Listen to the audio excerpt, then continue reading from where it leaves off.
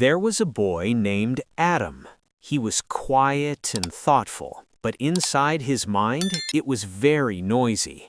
Adam thought too much. He thought about the past. He worried about the future. His mind was never calm.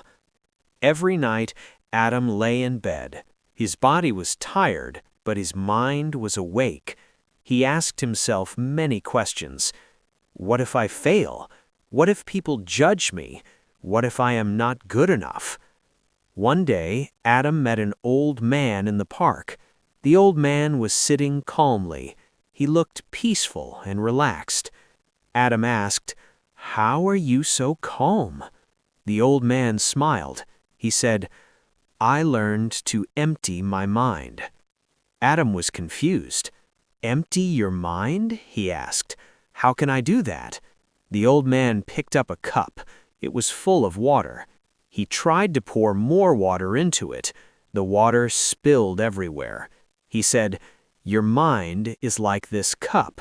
If it is full, nothing new can enter."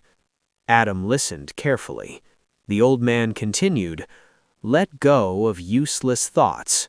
Let go of fear. Let go of opinions that don't matter." That day, Adam went home. He sat quietly. He closed his eyes. He did not fight his thoughts.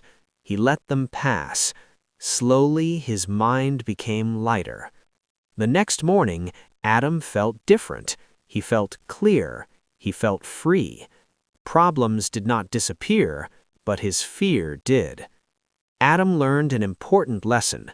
A busy mind is a tired mind. A calm mind is a strong mind. From that day on, Adam practiced emptying his mind. And when his mind was empty, his life became full. Thank you for watching. If you enjoyed this lesson, please like the video, subscribe.